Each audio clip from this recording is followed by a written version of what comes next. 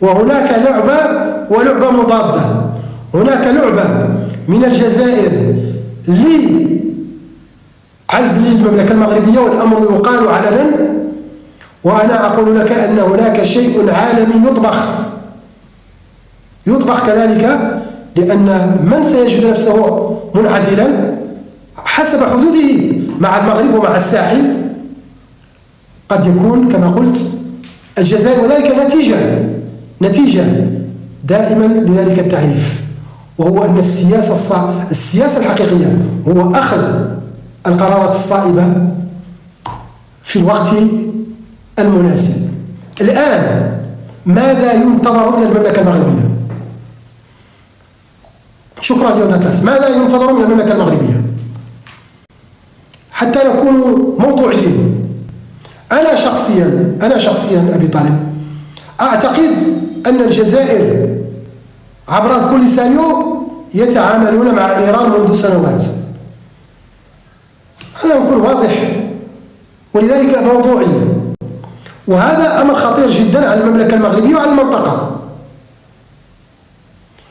والذي نخشاه، وهذا الكلام للأمانة هذا الكلام ليس كلامي فقط، السنة الماضية الخرجة واللقاء الصحفي الذي قام به رئيس دائرة مكافحة الإرهاب في المملكة المغربية قال بالحرف الواحد أن الفترة الآن التي تعيش المملكة المغربية هي فترة قد تكون استثنائية. لماذا؟ لأن إن تطورت الأمور هناك سيطرة تامة من المملكة المغربية على الأجواء، ولكن هل سيدوم هذا السؤال؟ هل سيدوم هذا الأمر؟ اليوم عندنا حرارة شيئا ما في موريتانيا، كما أن حرارة التحليل بدأت تزيد شيئا فشيئا. إذا قلت يا أخوة الكرام أن هذه الظرفية الآن، شكرا داود، هذه الظرفية الآن التي تعيش المملكة المغربية بسيطرتها التامة على الأجواء، وعندما أقول الأجواء خاصة أجواء المنطقة العازلة،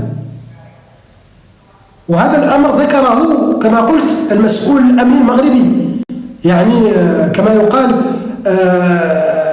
هو مسؤول FBI المغربي، ومن أراد أن يطلع على كلامه يدخل على اليوتيوب، كان لقاءه أعتقد 2022 و23. يقول بالحرف الواحد نحن ننتظر على أنه إذا تمكنت جبهة البوليساريو من تكنولوجيا الدرونات والدفاعات الجوية قد تفقد المملكة المغربية المبادرة والسيطرة على الأجواء، وهنا تتغير شيئا ما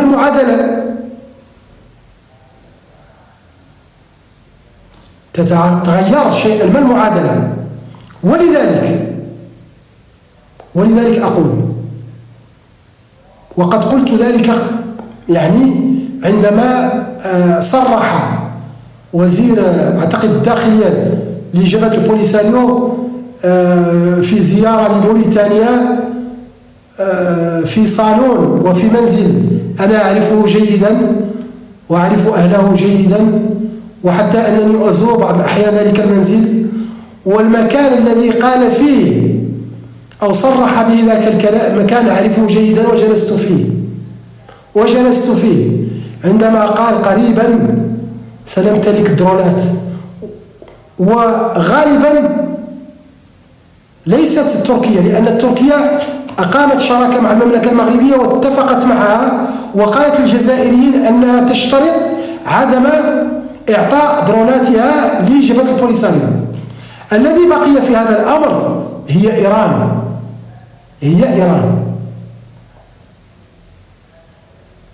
إذن يا إخوة الكرام أقولها بالحرف الواحد، ليس هناك بد للمملكة المغربية إلا أن تبسط سيطرتها في إطار هذه التغييرات على كل أراضي الأقاليم الجنوبية للمملكة المغربية.